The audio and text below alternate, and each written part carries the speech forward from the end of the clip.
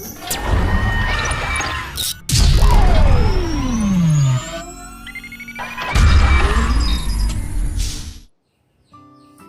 pagi, Bapak dan Ibu Saudara yang terkasih. Shalom, salam sehat dan salam damai dari Kristus Yesus bagi kita semuanya. Sebelum kita terima firman Tuhan, mari kita bersatu di dalam doa. Kami bersyukur kepada Tuhan Yesus atas kesehatan yang kami terima dan pertolongan Tuhan yang besar yang masih terus kami terima sampai saat ini. Kami masih sehat, kami masih ada, itu karena kemurahan Tuhan. Berkati kami dalam mendengarkan firman-Mu Tuhan. Jelikan hati pikiran kami, beri kami pengertian untuk memahami isi hati-Mu Tuhan dalam renungan pagi ini. Di dalam nama Tuhan Yesus kami berdoa. Amin. Bapak Ibu Saudara yang terkasih, firman Tuhan kepada kita di pagi hari ini kita baca di dalam kitab Amsal pasal 23 ayat 17 dan 18. Firman Tuhan berbunyi, "Janganlah hatimu iri kepada orang-orang yang berdosa, tetapi takutlah akan Tuhan senantiasa, karena masa depan sungguh ada dan harapanmu tidak akan hilang." Amin. Firman Tuhan Bapak Ibu Saudara yang terkasih, tema untuk kita hari ini adalah jangan iri. Saudara-saudara, jangan iri merupakan sebuah nasihat yang sudah seringkali kita dengarkan dari orang tua kita, dari manazir kita, dari suami dan istri kita, dari semua orang. Kenapa? Karena iri hati merupakan satu sikap yang buruk. Dan ini sangat berbahaya dari diri kita bila kita terus-menerus iri hati, dan iri hati. Saudara, iri hati tidak ada gunanya. Dan tidak ada tempat iri hati di surga. Tidak ada tempat bagi orang yang selalu iri hati dan iri hati. Orang yang selalu iri hati tidak akan pernah maju. Yakinlah.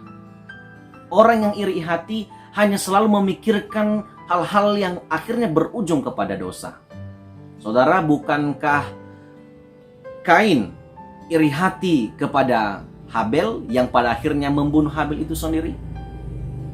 Bagaimana dengan saudara-saudara Yusuf yang akhirnya membenci dia karena mimpi yang diceritakan Yusuf kepada ibu, bapak, dan saudara-saudaranya? Karena iri hatilah Alkitab mencatat saudara-saudara Yusuf membencinya. Saudara-saudara yang terkasih, berarti iri hati merupakan bukanlah sikap yang dianggap enteng, dibiarkan dalam diri kita. Kalau iri hati semakin terpupuk dan itu tidak kita bisa ubah, maka berbahaya sekali. Kita tidak akan mungkin bertahan dalam satu tempat dan ke tempat yang lain. Kita akan terus dibuang oleh orang-orang yang dekat dengan kita. Karena apa? Kita selalu iri hati. Saudara-saudara, Amsal Salomo menyampaikan hal ini karena kepemimpinannya sebagai raja di Israel yang melihat bagaimana ada banyak raja-raja di luar sana yang sedang iri hati tentang dirinya. Dan juga ada banyak orang-orang di sekitar dia yang sedang iri hati terhadap orang-orang yang lain juga yang sesama pelayan-pelayannya. Saudara-saudara, Salomo mengingatkan anak-anaknya, bahkan kita sampai hari ini, kita tidak boleh iri hati kepada orang yang berdosa. Kemakmuran orang yang berdosa biarkan saja. Kalau ada orang berdosa, mungkin ada yang kita lihat salah cara dia bekerja, salah kekayaan dia itu kita dapatkan. Dia dulu dapat tanah itu memang kita udah tahu salah. Kita tidak perlu iri hati. Jangan pernah iri hati atas kemakmuran orang yang berdosa. Tidak ada gunanya. Tetapi Salomo mengajak kita, lebih baiknya kita takut akan Tuhan. Gitu loh. Jadi orang Kristen, orang percaya harus fokus pada hal-hal yang berkenan kepada Tuhan. Kalau terus hidup kita melihat kemakmuran orang, melihat kesuksesan orang, dengan cemburu, kita iri hati, kita lalu menyalahkan Tuhan, kita tidak akan pernah memiliki hubungan yang baik di hadapan Tuhan. Jadi jangan iri, saudara-saudara. Saya pernah iri hati, tapi ketika saya ditegur, saya berubah gitu loh. Demikian pun kita, saudara-saudara yang mendengarkan renungan di pagi hari ini. Kalau saudara pernah iri hati, saudara pernah cemburu karena kesuksesan orang, kepintaran seseorang, giginya orang bekerja, yuk, jangan fokus ke sana. Tapi fokuslah bagaimana hubungan saudara ke hadapan Tuhan itu senantiasa. Alkitab mencatat senantiasa. Di sini dikatakan setiap hari, selalu. Ya, itu yang harus kita lakukan dalam hidup kita selagi kita hidup. Bagaimana hubungan kita di hadapan Tuhan itu semakin erat gitu loh. Semakin baik, bukan semakin buruk. Kalau kita semakin iri hati, cemburu terhadap orang lain, bahkan dikatakan orang berdosa pun kita cemburui, hubungan kita di hadapan Tuhan tidak akan pernah beres. Salomo memberikan sebuah harapan bagi kita gini. Masa depanmu sungguh ada dan harapanmu tidak akan hilang. Itu di ayat 18. Orang yang takut akan Tuhan punya masa depan.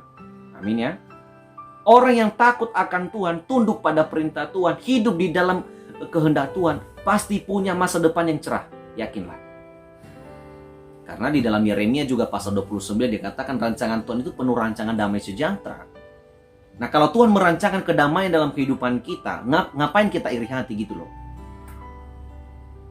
Ngapain kita menyalahkan diri kita dan menyalahkan Tuhan atas kesuksesan orang lain yang mereka dapatkan? Padahal kita, kalau kita melihat kita bisa, kita mampu seperti dia. Saudara-saudara tidak perlu iri hati. Tuhan menjanjikan masa depan yang indah, yang penuh damai sejahtera bagi orang yang takut akan Tuhan. Bahkan dikatakan, harapanmu tidak akan hilang. Harapan orang yang takut akan Tuhan tidak akan pernah hilang dalam dirinya, yakinlah. Ketika kita bangun pagi-pagi hari ini, kita berdoa, kita bersyukur sama Tuhan. Di dalam doa kita itu kita menaruh harapan kita, bukan? Ketika kita berdoa bersama keluarga kita, bersama istri dan anak-anak kita, bersama suami dan anak-anak kita. Ketika kita berkumpul, kita berdoa kepada Tuhan. Dan pastinya kita mengharapkan Tuhan memimpin kita dan menolong kita dalam segala aktivitas yang kita kerjakan hari ini. Bukankah itu harapan saudara?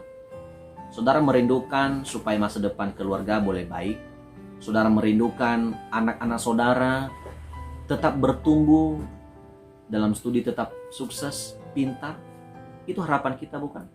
Kita juga berharap di tengah-tengah pandemi ini keadaan kita sehat tanpa ada penyakit yang mengganggu kita. Kita juga berharap di tengah-tengah pandemi ini ekonomi kita lancar, usaha kita maju. Semua kita mengharapkan hal-hal yang baik, hal-hal yang indah tentunya. Nah, untuk kita menggapai menerima masa depan dan harapan itu tidak akan pernah hilang. Jangan pernah iri. Biarkan orang berdosa itu tetap melakukan kebiasaan buruknya. Itu haknya Tuhan, bagaimana Tuhan memberikan teguran bagi mereka. Amin. Oleh karena itu Bapak Ibu Saudara yang terkasih, melalui firman Tuhan di pagi hari ini, mari kita introspeksi diri. Bagaimana kita membatasi diri dari sifat-sifat yang tidak membangun iman kita.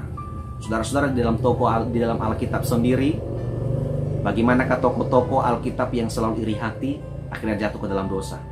Sekali lagi saya mengatakan, Kain membunuh Habel karena iri hati.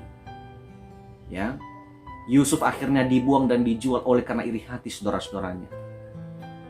Esau pun begitu, karena kecemburuannya kepada adiknya karena lebih dahulu menerima berkat, akhirnya juga mendapatkan hal-hal yang buruk. Bagaimana dengan kita? Ketika saudara dan saya sedang iri hati, apa yang Anda dapatkan? Tidak ada, bukan? Dan jikalau tidak ada, berhentilah iri hati, karena iri hati tidak ada gunanya di hadapan Tuhan. Tuhan memberkati kita bersatu di dalam doa. Terima kasih firman-Mu Tuhan di pagi hari ini. Firman-Mu mengingatkan kami untuk tidak iri hati kepada mereka yang melakukan dosa, walaupun mereka kaya, mereka makmur, mereka sukses, mereka pintar, namun yang kami lihat mereka salah melakukan itu semuanya Tuhan. Bapa, kemakmuran, kesuksesan, dan kejayaan itu datangnya dari Tuhan. Jika cara kami benar, maka kiranya itu menjadi berkat bagi kami. Tetapi jika itu salah, Bapa, ingatkan kami supaya kami berhati-hati di dalam melakukan apapun di dunia ini. Tuhan, ampuni kami jikalau dalam hidup kami selalu iri hati kepada mereka yang berdosa, kepada mereka, kepada sesama kami, kepada saudara-saudara kami, karena kesalahan mereka lah, karena yang mereka dapatkan, karena kekurangan diri kami selalu iri hati. Ampuni kami Tuhan. Oleh firman Tuhan di pagi hari ini kami kembali memperbaiki diri kami, bahwa masa depan bagi orang yang takut akan Tuhan itu ada. Dan harapan orang yang takut akan Tuhan itu pun tidak akan pernah hilang. Terima kasih anugerah Tuhan yang Tuhan berikan bagi kami hari ini. Berkati Tuhan renungan ini yang diperdengarkan bagi setiap teman-teman, sahabat saya Tuhan, baik itu melalui media sosial di grup WA, dan mereka sedang menonton saat ini. Tuhan berkati mereka, pribadi, usaha, pekerjaan mereka. Biarlah mereka juga senantiasa dipimpin Tuhan terhadap setiap renungan yang diperdengarkan bagi mereka dan yang mereka tonton. Apa yang baik kami serahkan hidup kami hari ini. Tuhan memagari kami dengan kesehatan, pagari kami dengan perlindungan, dan pagari kami dengan kemakmuran hari ini Tuhan. Di dalam nama Tuhan Yesus kami berdoa. Amin. Selamat pagi, terima kasih. Salam Bapak Ibu Saudara yang terkasih atas kesempatan yang saudara-saudara berikan dalam mendengarkan renungan bersama dengan saya. Tetap saya mengharapkan dukungan baik dari saudara-saudara, dan juga berdoa nantinya ketika saudara-saudara memberikan pokok-pokok doa, menyampaikan keluhan harapannya. Saya juga boleh bantu di dalam doa, boleh juga saudara menghubungi saya chat pribadi, atau juga boleh di dalam komentar di YouTube ini boleh saudara menyampaikan apa yang menjadi kerinduan saudara untuk boleh kami doakan. Itu saja pertemuan kita di pagi hari ini. Sampai jumpa di esok hari jika Tuhan berkenan kita sehat. Dan selamat beraktivitas, selamat bertugas, dan selamat melayani satu hari ini. Yakinlah bahwa Tuhan Yesus selalu beserta dengan kita. Shalom.